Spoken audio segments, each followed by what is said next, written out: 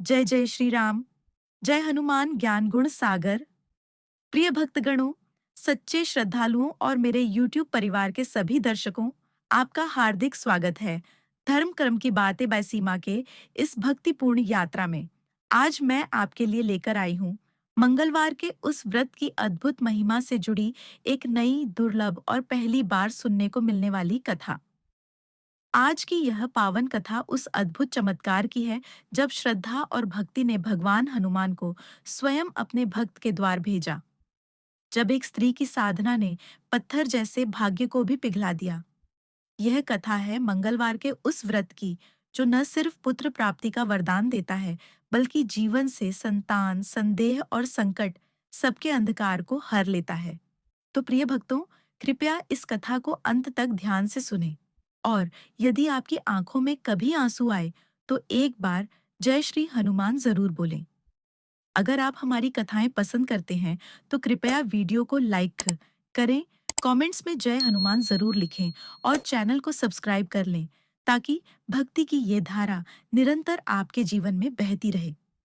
ऋषिनगर एक अत्यंत पवित्र और समृद्ध नगरी थी। वहीं निवास करते थे एक सच्चे ब्राह्मण केशव दत्त।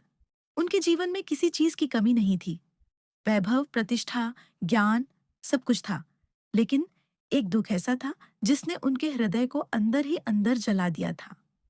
वे और उनकी पत्नी अंजलि वर्षों से संतान सुख के लिए तरस रहे थे। अंजलि एक अत्यंत धर्मनिष्ठ, पतिव्रता और भक्तिपरायण स्त्री थी। उसका संपूर्ण जीवन पति की सेवा और प्रभु की भक्ति में ही समर्पित था।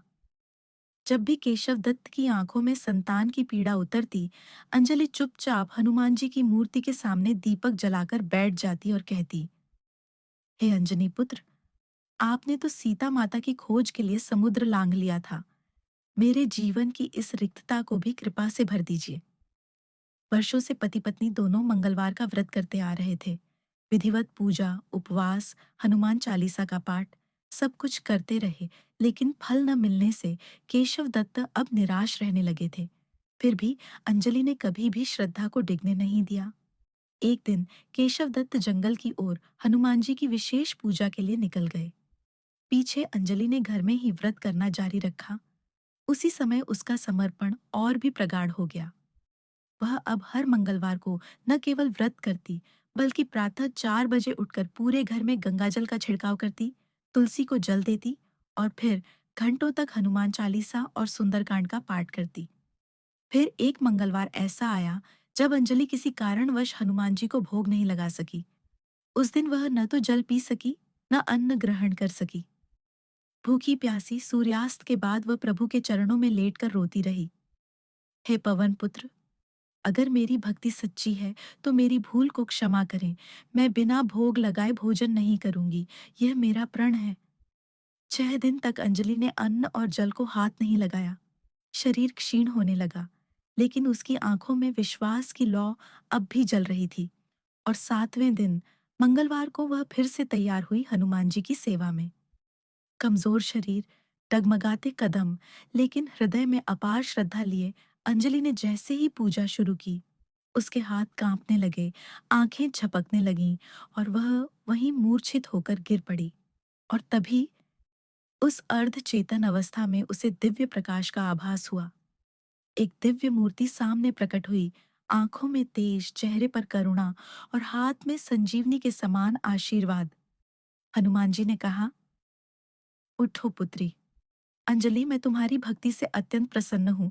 तुमने मेरी आराधना को अपने प्राणों से बढ़कर माना है। आज मैं तुम्हें वरदान देता हूँ। तुम्हें एक तेजस्वी, सुंदर और धर्मात्मा पुत्र की प्राप्ति होगी।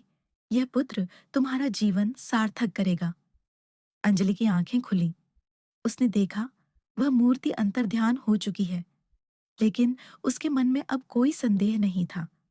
उसने तुरंत भोग अर्पण किया और इतने दिनों बाद थोड़ा सा जल ग्रहण किया। कुछ महीनों बाद अंजलि ने एक सुंदर बालक को जन्म दिया। मंगलवार के दिन जन्म लेने के कारण उसका नाम रखा गया, मंगल प्रसाद। जैसे ही केशव दत्त जंगल से घर लौटा और मंगल को देखा, वह चौंक गया। अंजलि ने मुस्कुराते हुए पूरी कथा सुना दी, लेकिन केशव दत्त के मन में संशय ने जन्म ले लिया। वह निष्ठुर बन गया। उसे विश्वास नहीं हुआ कि कोई स्त्री मात्र व्रत और भक्ति से पुत्र प्राप्त कर सकती है। उसने सोचा, यह पुत्र मेरा नहीं है। और एक दिन वह मंगल को साथ ले जाकर कुएं के पास पहुंचा और बिना किसी दया के मासूम मंगल को कुएं में फेंक दिया। लेकिन चमत्कार तब हुआ जब केशवदत्त घर लौटा और बहाना बनाया कि मंगल उसके साथ था ही नहीं। उसी समय दरवाजा खुला और मंगल हंसता हुआ दौड़ता हुआ घर में आ गया। रात को हनुमान जी ने केशवदत्त को स्वप्न में दर्शन दिए। हे मूर्ख, तू जिसकी परीक्षा ले रहा था वह मेरी सच्ची भक्त है। उसका व्रत, उसकी तपस्या, उसका प्रेम, उसी का फल है यह पुत्र। संदेह ने तेरे हृदय को कलुषित कर दिया। अब पश्चाताप करो। केशव दत्त की आंख खुली। वह कांपते हुए अंजलि के पास गया, उसके चरणों में गिरकर क्षमा मांगी। अंजलि ने आंसू भरी आंखों से उसे क्षमा कर दिया। फिर केशव दत्त ने मंगल को हृदय से लगाया। उस दिन के बाद घर में कभी कोई दुख नहीं आया। मंगल बड़ा होकर बहुत गुणी और धर्मात्मा बना। जो भी स्त्री या पुरुष मंगलवार को श्रद्धा से व्रत करता है, सच्चे मन से हनुमान जी की कथा सुनता है, उसके जीवन के सारे संकट, रोग, दरिद्रता सब हनुमान जी हर लेते हैं। हनुमान जी की भक्ति में वह शक्ति है जो मृत्यु के द्वार से भी जीवन को लौटा सकती है। यदि आप भी हनुमान जी की कृपा चाहते हैं, तो इस वीडियो को लाइक करें, कमेंट्स में जय श्री हनुमान लिखें और चैनल को सब्सक्राइब करना न भूलें। बोलिए, संकट मोचन हनुमान की जय। धन्यवाद।